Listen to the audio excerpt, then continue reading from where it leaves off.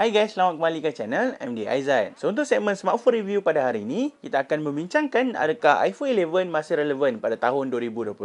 Dan macam korang tahu, iPhone 11 ni dah jadi kategori mampu milik sebab harga iPhone 11 yang terpakai sekarang boleh dibeli dengan harga sekitar 1,800 sehingga 2,300 macam tu. Lepas tu Apple pun masih jual yang baru di mana korang boleh dapatkan pada tanda harga jualan rasmi 2,399 untuk 64GB dan juga 2,599 untuk 128GB. Cuma untuk yang baru dah tak ada lagi varian 256GB. So kalau korang plan nak ambil storage yang besar macam 256GB, korang hanya boleh dapatkan yang terpakai sahaja. Dan sebenarnya untuk video iPhone 11 ni aku dah banyak buat dekat channel aku. Tapi sampai hari ni masih ramai lagi yang tanya aku berbaloi ke beli iPhone 11, masih perform ke untuk tahun 2022 dan macam-macam lagi. Jadi dengan adanya ulasan penuh daripada aku hari ni, aku harap video ini membantu korang untuk korang nilai sendiri sama ada iPhone 11 masih relevan untuk digunakan pada tahun 2022 ataupun sebaliknya. So tanpa buang masa, ayuh kita mulakan video ini.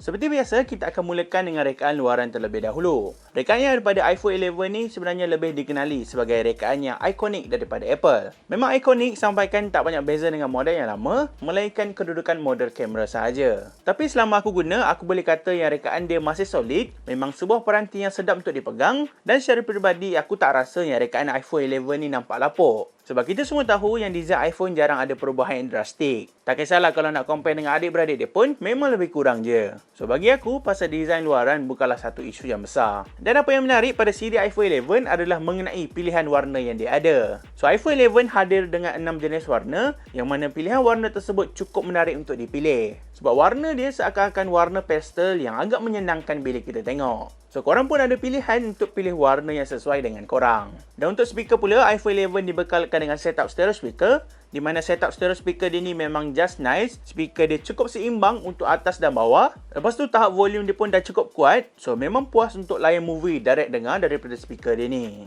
Cuma kalau nak compare dengan stereo speaker yang ada pada flagship Android, iPhone 11 punya setup stereo speaker ni agak tenggelam sedikit. Dia punya bass pun tak adalah berdentum sangat, dia memang just nice je. So dia bagus tapi bukan kategori yang terlalu terbaik. Kemudian iPhone 11 juga menyokong IP rating IP68, di mana dengan adanya sokongan kalis air dan debu, dia serba sedikit menjadikan peranti ini masih relevan dan sesuai untuk penggunaan jangka masa panjang. Tapi kalau korang beli iPhone 11 yang terpakai, mungkin ada sesetengah yang dah tak support IP rating. Katakanlah kedai itu pernah tukar skrin and dia tak letak balik seal untuk skrin tersebut, so berkemungkinan besar IP rating dah tak valid untuk smartphone tu. Jadi sebelum beli iPhone terpakai, aku rasa lebih baik korang tanya dulu seller tersebut sama ada smartphone tu support lagi tak IP rating dan sebagainya, supaya korang lebih bersedia untuk risiko yang akan datang. Seterusnya, untuk paparan hadapan pula, iPhone 11 dimuatkan dengan paparan jenis Liquid Retina IPS LCD berukuran 6.1 inci. Dan sebenarnya skrin pada peranti ini memiliki resolusi antara 720p sehingga 1080p.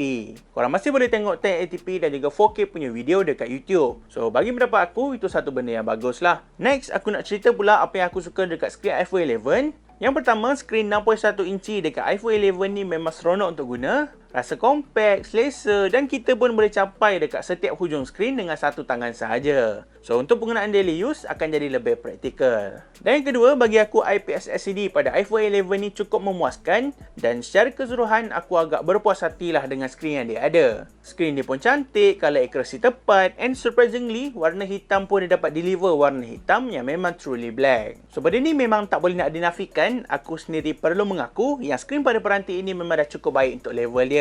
Boleh kata antara IPS LCD yang terbaik yang ada dalam market. Cuma dalam banyak-banyak kebaikan, skrin pada peranti ini masih tak lari dengan kekurangan dia. So apa yang kurang adalah mengenai brightness level dia. iPhone 11 hanya dimuatkan dengan kecerahan nits serendah 625 nits sahaja. So bila kecerahan nits dia rendah, performance skrin bawah matahari dia agak kurang lah bagi aku. Kadang-kadang bila pakai waktu keluar rumah, aku perasan yang skrin pada iPhone 11 ni agak malap sedikit. Kena naikkan brightness level dia lebih daripada separuh, baru nampak cerah bila guna luar rumah. Dan kekurangan yang kedua adalah mengenai ketajaman skrin. Macam aku cakap tadi, iPhone 11 hanya menggunakan HD display saja kan.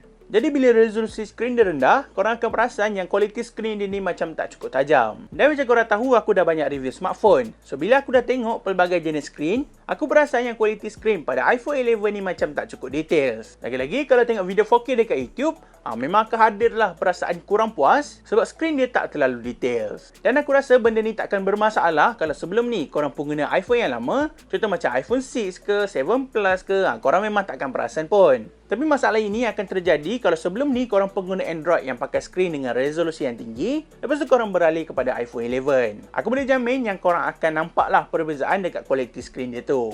Jadi bergantung kepada korang, kalau korang rasa nak kualiti skrin yang lebih baik, nak ada teknologi skrin OLED yang tak perlu risau pasal ketajaman skrin, better ambil je versi Pro atau terus pilih iPhone 12. Dan untuk setup kamera pula, iPhone 11 hadir dengan dua setup kamera di mana terdapatnya lensa wide 12 megapiksel dan juga lensa ultra wide 12 megapiksel. Dan untuk tahun 2022, bagi aku dua lensa kamera ni pun dah cukup untuk penggunaan harian. So untuk pengalaman menggunakan kamera pada peranti ini, apa yang aku boleh kata adalah kualiti gambar dia masih cantik. Pertama, aku suka dengan kualiti gambar dia ni sebab gambar dia lebih kepada arah yang natural. Lepas tu details gambar pun cukup memuaskan. Dan satu lagi, cara dia proses gambar lepas kita snap tu pun cukup bagus. So senang cerita, untuk ambil gambar secara casual, korang memang akan puas hati. Korang nak guna lensa ultra wide ke, lensa wide ke, memang tak ada masalah. Sebab dua-dua lensa tersebut boleh deliver kualiti yang cukup memuaskan. Cuma apa yang kurang dekat kamera iPhone 11 ni bagi aku ada dua. Yang pertama, warna gambar yang dihasilkan tu kadang-kadang lebih kepada warna yang biru. Aku pun tak pasti kenapa, tapi kebanyakan gambar yang aku ambil, dia nampak warna warm yang kebiruan. Dan yang kedua adalah mengenai portrait mode. So iPhone 11 ni sebenarnya bukanlah generasi pertama yang ada fungsi portrait mode. Tapi berdasarkan gambar yang aku ambil, potongan edges dekat setiap hujung objek tu masih belum cukup sempurna. Kita akan perasan yang Apple macam terlalu over nak smoothkan gambar portrait mode tersebut. Sampaikan kalau kita ambil gambar objek dengan tangan kita sekali dia blurkan. So tak berapa accurate sangat portrait mode dekat iPhone 11 ni. Kemudian untuk fungsi night mode pula, untuk pengetahuan korang, iPhone 11 hanya ada fungsi night mode pada lensa utama sahaja. Dan bagi aku, kualiti gambar night mode dia okey, cantik, dia dapat cerahkan gambar dengan baik, dan details pada gambar pun kita boleh nampak dengan jelas. Cuma masalah lens flare bila ambil gambar guna fungsi night mode agak obvious juga. So setiap kali aku ambil gambar night mode, aku akan cuba elak daripada lampu untuk dapatkan kualiti gambar yang maksimum. Dan yang terakhir, dari segi kualiti video, tak banyak yang aku boleh cakap sebab kualiti video daripada kamera iPhone ni memang tak perlu disangkal lagi. Warna dia cukup, tak penstabilan dia pun bagus. Lepas tu transition untuk ubah daripada lensa utama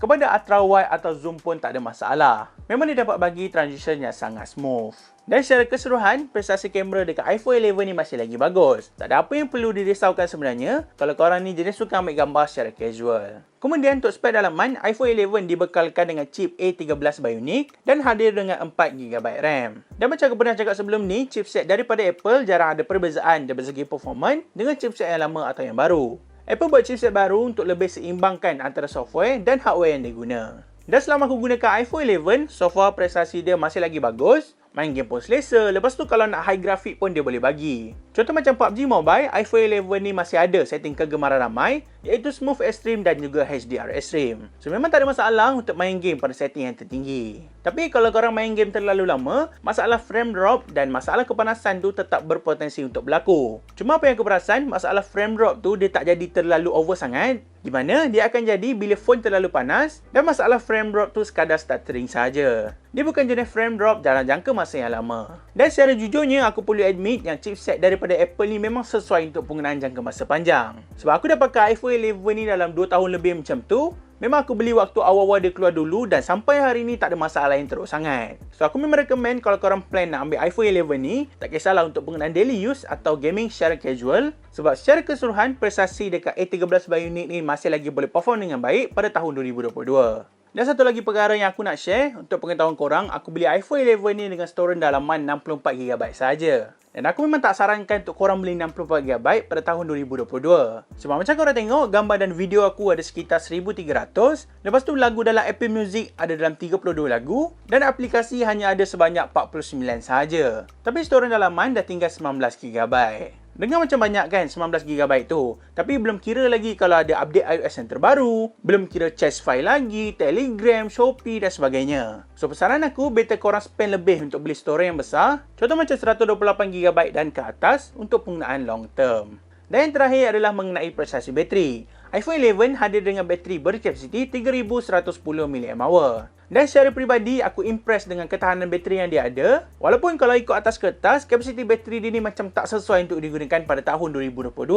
Tapi selama aku guna, aku masih boleh dapat screen on time secara average sekitar 5 ke 6 jam untuk sehari. Contoh macam gambar yang korang tengah tengok ni, secara total bateri tu boleh bertahan selama 15 jam dan SOT pula boleh dapat sekitar 6 jam macam tu. Dan bagi aku, untuk ketahanan bateri macam ni dah kira cukup bagus. Kalau aku guna secara casual, nak lepas untuk seharian tu pun tak ada masalah. Dan aku rasa prestasi bateri dekat iPhone 11 ni masih lagi bagus disebabkan resolusi skrin dia rendah. So, dia tak makan bateri dengan drastik sangat. Dan untuk pengejasan pula, iPhone 11 menyokong fast charging 18W.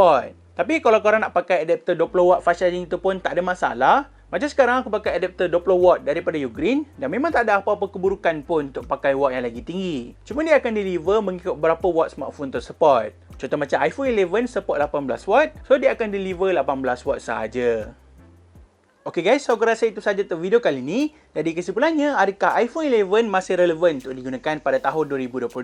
Bagi pendapat aku, tak ada masalah sebenarnya untuk digunakan pada tahun ini. Sebab secara keseluruhan, dia masih boleh perform dengan baik, kamera dia pun masih lagi cantik dan dikategori sesuai untuk digunakan secara casual. Tapi kalau korang jenis sepentingkan skrin, nak skrin yang betul-betul power, nak skrin dengan teknologi OLED, atau korang ni seorang pencinta teknologi yang nak pakai 5G dengan cepat, dan jujur aku cakap korang kena lupakan iPhone 11 ni. Sebab dia masih mengekalkan connectivity 4G ataupun LTE dan skrin dia masih IPS LCD. Better korang kumpul duit sikit untuk beli iPhone 12 ataupun terus beli iPhone 13 dan ke atas. Sebab dia lebih future proof dan sesuai untuk penggunaan jangka masa panjang. Dan jika korang berminat untuk beli iPhone yang terpakai, aku akan sediakan link kedai yang aku selalu beli dekat description box di bawah. So korang boleh contact dia orang dan boleh beli dia nanti. Okay guys, semoga bertemu kembali dalam segmen yang akan datang.